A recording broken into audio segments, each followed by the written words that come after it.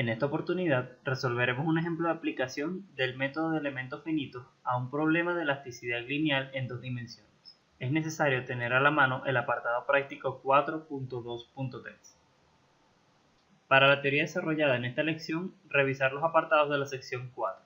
Para este caso, se resolverá un ejercicio que consiste en una placa plana de acero, cuyo módulo de elasticidad es el que se muestra en pantalla, y cuyo coeficiente de Poisson es de 0.25. La placa tiene un espesor uniforme de medio centímetro y está sujeta a una serie de restricciones y sometida a una fuerza vertical F en su extremo superior derecho. Se supone que la placa se encuentra sometida a un estado de esfuerzo plano y se pide aproximar haciendo uso del método de elementos finitos a los valores de desplazamiento en cada uno de los extremos de la placa. Además se pide calcular la distribución de esfuerzos en la placa. A la derecha tenemos una imagen que representa el problema.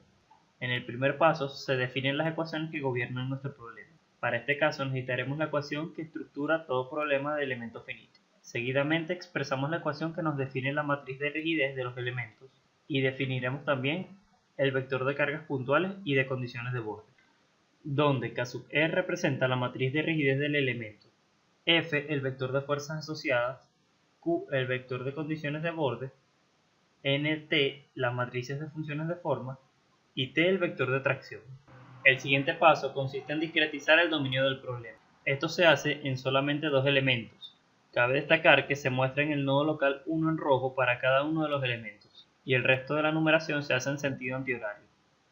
Como puede observarse, las marcas en rojo representan restricciones de movimiento, mientras que las verdes representan valores puntuales. El siguiente paso es definir los nodos del dominio y, por supuesto, la matriz de conectividad asociada. Se calcula entonces la matriz de rigidez para cada elemento según la siguiente expresión, en donde K sub E representa la matriz de rigidez del elemento, T representa el espesor del elemento, A el área del elemento, D la matriz de propiedades del material y B la matriz de deformación unitaria de desplazamiento del elemento. Se establece entonces la matriz de propiedad del material. Esto se hace como se muestra en pantalla, en donde la variable ni representa el coeficiente de Poisson y E el módulo de elasticidad o módulo de Young. Sustituyendo ambos parámetros, queda como se muestra a continuación. Se procede entonces al cálculo de la matriz de rigidez de cada uno de los elementos. Para el elemento 1 va a ser necesario conocer el espesor del elemento. Este lo poseemos y esté igual a 0.5 centímetros. Se calcula entonces el determinante del jacobiano del elemento como se muestra en pantalla. Esto arroja el siguiente resultado. Se determina entonces el área del elemento. Esto puede hacerse a través de la siguiente ecuación y nos da como resultado 3 centímetros cuadrados. El siguiente paso es determinar la matriz B de desplazamientos de formación unitaria del elemento. Esto se hace a través de la siguiente expresión y sustituyendo todos los parámetros nos quedará la siguiente matriz.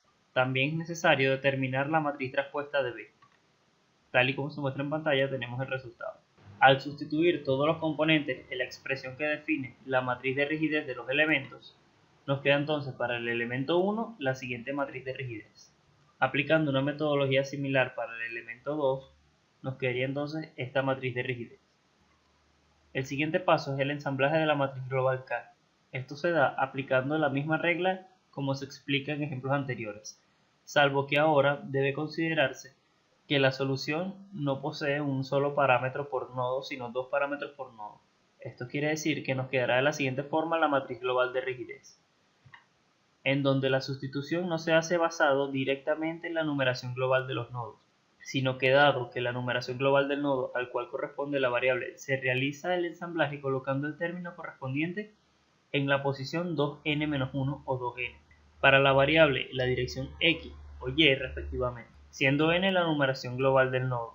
De esta forma, sustituyendo por los elementos que tenemos en la matriz de rigidez del elemento 1 y 2, nos genera la siguiente matriz de rigidez global, en donde, como se espera de un problema de elasticidad lineal, haciendo uso de la formulación de elementos finitos por el método de Galerkin, la matriz de rigidez es simétrica.